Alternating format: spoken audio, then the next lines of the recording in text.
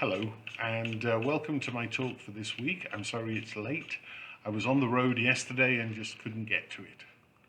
So, as I speak, we're 2 days from Christmas Day. On Tuesday, we had Christy, Josh, and the children over for supper and the opening of presents. In the midst of the pandemonium, Isaiah, who is 4, announced, "I love Christmas." There was an innocent exuberance about his statement, and I'm sure it was connected to the gifts he was receiving. But it set me thinking. You see, I've not always been able to say, "I love Christmas." And I'm still not fully there yet, but I'm told I'm getting better. Through my life, there have been two main reasons for my dislike of the season. The first is being an only child.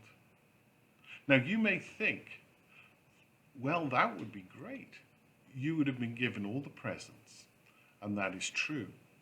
The downside is that there was no one to play with or share them with, and it could be a very lonely time. The second reason developed as I was a young adult. I clearly remember the first Christmas after Janet and I were married. We were driving to her family's home in our VW Beetle, the old kind. The back seat was packed with gifts, and I thought, this is great. In a few years, we'll be driving with a couple of children in the back, going to their grandparents. As the years passed, it became obvious this would never be the case. Friends had growing families, and we didn't. For me, Christmas was a time of heartache, a craving for what might have been. What I'm going to say next will sound strange. Over the last 10 years or so, there's been a shift in my thinking. And here's the strange bit. I've moved from seeing the season as a family-driven event to beginning to appreciate the fullness of the incarnation. My personal narrative of sorrow and regret blotted out the truth behind the wrapping.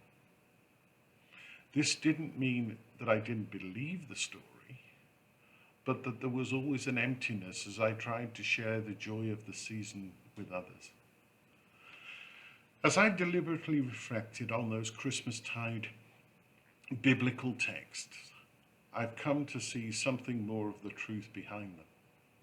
The one who was in the beginning is the gift. Here we have the love of God shown through the grace of God. As we're told in John 1:14, he has come to live with us. Somehow divinity and humanity dwell intermingled and inseparable in human form.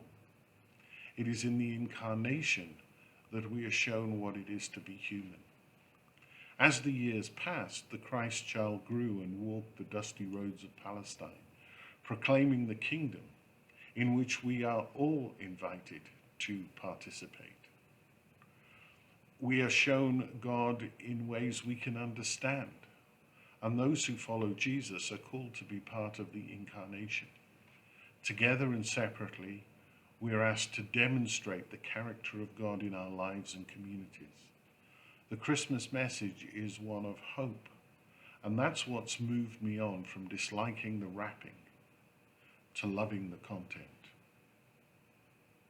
I won't be here with a talk next week, so may I take this opportunity to wish everyone a Merry Christmas and a blessed New Year.